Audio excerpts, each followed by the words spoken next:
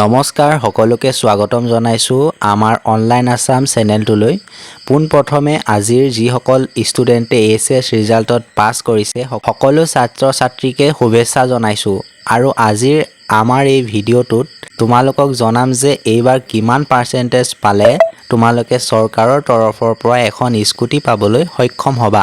প্ৰথমে সকলোলৈকে অনুৰোধ থাকিব যে তোমালোকৰ ৰিজাল্ট কেনেকুৱা হ'ল কমেন্ট বক্সত কমেন্ট কৰি জনাবলৈ নাপাহৰিবা। এতিয়া তোমালোকক জনাইছো যে স্কুটি কোনসকলে পাব।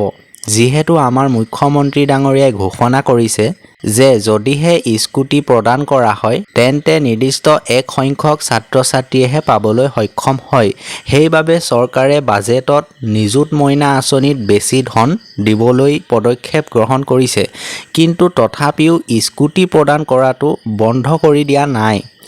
যি পূৰ্বতে ছোৱালীসকলে 60% আৰু ল'ৰাসকলে 75% পালে স্কুটি প্ৰদান কৰা ব্যৱস্থাটো আছিল, সেই কাট অফটো এইবাৰ সলনি কৰি যিসকল ষ্টুডেণ্টে ল'ৰা হওক বা ছোৱালী হওক 80% পাব তেওঁলোক সকলোৱে এইবাৰ প্ৰজ্ঞান ভাৰতী স্কিমৰ দ্বাৰা তেওঁলোকক স্কুটি প্ৰদান কৰা হ'ব। কংগ্ৰেচুলেশ্যনছ, যিসকলে 80% পাইছা তোমালোকে নিশ্চিত হৈ থাকা যে 100খনকৈ এবাৰ স্কুটি পাবলৈ সক্ষম হ'বা, পাবাই। আকৌ এবাৰ তোমালোকলৈ এটা অনুৰোধ থাকিব যে তোমালোকৰ আজি ৰিজাল্ট কেনেকুৱা হৈছে কিমান পাইছা এই কমেন্ট বক্সত কমেন্ট কৰি জনাবা।